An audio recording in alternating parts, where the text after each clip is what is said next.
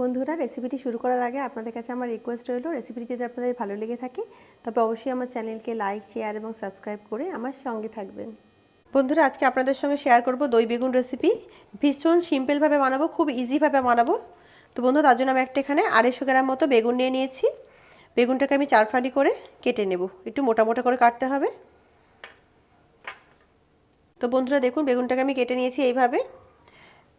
আর বন্ধুরা, বেগুনটা কিন্তু আমি বোটা ফেলে দিয়েছি, আপনারা চাইলে বোটা সমেত করতে পারেন। তো বেগুনগুলোকে আমরা নুন হলুদ মাখিয়ে নেব। বেগুনটা অনেকটা মোটা ছিল, সেই জন্য আমি বেশ মোটা মোটা পিসগুলো রেখেছি আর 5 পিস কেটে নিয়েছি। তো বন্ধুরা, দিয়ে দিচ্ছি অল্প একটু লবণ, দিয়ে দিচ্ছি একটু হলুদ গুঁড়ো। তো বন্ধুরা, নুন হলুদ মাখিয়ে নেব ভালো করে। তো এইভাবে সুন্দর করে আমরা বেগুনগুলোতে নুন হলুদ মাখিয়ে নেব। বন্ধুরা, বেগুনগুলোতে নুন হলুদ মাখিয়ে নিয়েছি। তো বেগুনগুলোকে আমরা ভেজে নেব। বন্ধুরা, বেগুনগুলো ভাজার জন্য আমি এখানে নিয়ে নিয়েছি বেশ খানিকটা সরষের তেল। তো তেলটাকে গরম করে নেব। বন্ধুরা, তেল গরম হয়ে গেছে, মিডিয়াম ফ্লেমে বেগুনগুলোকে আমরা ভালো করে ভেজে নেব। তো দিয়ে দিচ্ছি বেগুনগুলো।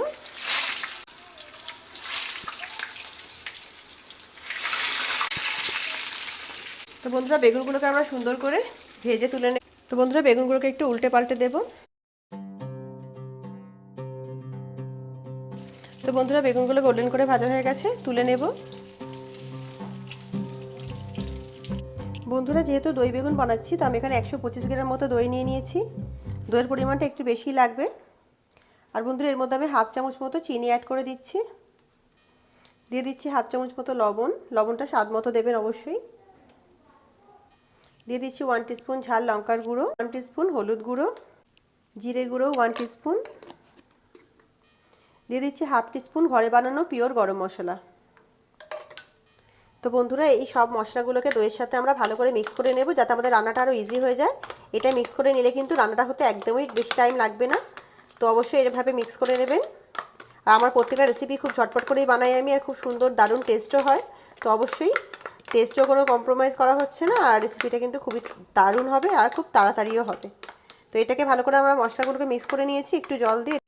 ভালো করে মশলার সাথে দইটাকে আমরা ভালো করে একটু ফেটিয়ে নেব। তো বন্ধুরা দেখুন, মশলা আমাদের রেডি হয়ে গেছে। এর মধ্যে আমি কোনো কাশ্মীরি লঙ্কা কিন্তু ইউজ করিনি। আর বন্ধুরা, আমাদের বেগুন ভাজাও রেডি। তো চলুন রান্নাটাকে শুরু করে দিই। বন্ধুরা, বেগুন ভেজেছিলাম আর তার মধ্যে যে তেলটা বেঁচে গেছিলো সেই তেলটাই আমরা ইউজ করে নেব। বন্ধুরা, তেল গরম হয়ে গেছে, দিয়ে দিচ্ছে তো একটা তেজপাতা কেটে, কিছু কালো জিরে দিচ্ছি। আর বন্ধুরা, দিচ্ছি একটু গোটা জিরে, একটা শুকনো লঙ্কা দিলাম। থেকে জাস্ট চটর পটর হবে 30 সেকেন্ডস মতো।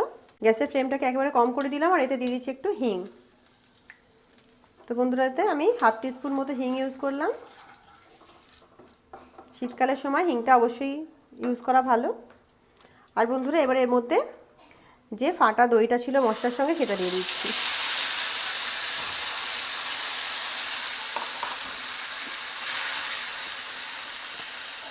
বন্ধুরা, দইয়ের বাটি ধোয়া জলটাও দিয়ে দিচ্ছি।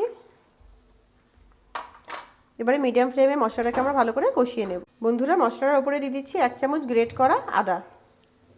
আমি গ্রেটার দিয়ে এক টুকরো আদা নিয়ে গ্রেট করে রেখেছিলাম 1 ইঞ্চি মতো, সেটাকে দিয়ে দিলাম। এটাকে ভালো করে মশলার সঙ্গে মিক্স করে নেব আর কষিয়ে নেব। আদাটাকে তেলের ওপরে এই কারণে দিলাম না, তেলের উপরে আদাটাকে দিলে খুব ছেটকায়, সেই কারণে আমি আদাটাকে এই মশলার উপরে দিয়ে কষিয়ে নেব। বন্ধুরা, মিডিয়াম হিটে এটাকে আমি 4 মিনিট মতো খুব ভালো করে কষিয়ে নিয়েছি।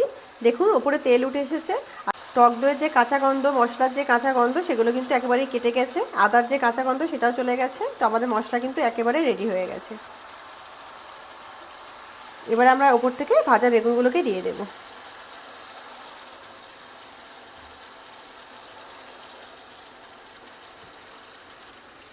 বন্ধুরা, আমি সব বেগুনগুলোকেও দিয়ে দিয়েছি এর মধ্যে, ভাজা বেগুনগুলো। দেখুন বন্ধুরা, এতে আমি কোনো কাশ্মীরি লঙ্কা ইউজ করিনি, কিন্তু দারুণ সুন্দর একটা কালার এসছে। রান্নার যে ন্যাচারাল কালারটা সেটা কিন্তু দেখতে পাচ্ছেন, খুবই সুন্দর লাগছে। বন্ধুরা, বেগুনগুলোর ওপরে মশলাগুলোকে একটু লাগিয়ে দেব।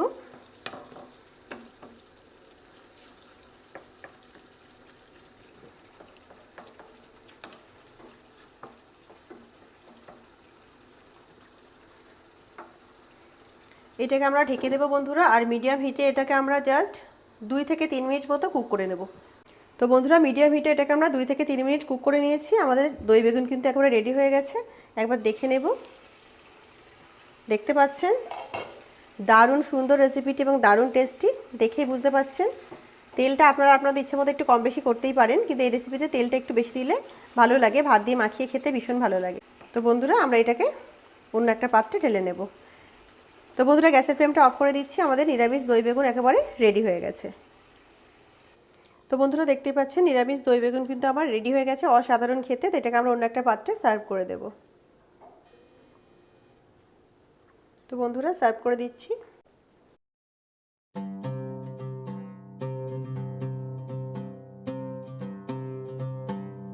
তো বন্ধুরা দেখতেই পাচ্ছেন সার্ভ করে দিয়েছি অসাধারণ টেস্টের নিরামিষ দই বেগুন। রেসিপিটি কেমন লাগলো অবশ্যই কমেন্ট করে আমাকে জানাবেন বন্ধুরা। রেসিপিটি যদি আপনাদের ভালো লেগে থাকে তবে অবশ্যই আমার চ্যানেলকে লাইক, শেয়ার এবং সাবস্ক্রাইব করে আমার সঙ্গে থাকবেন।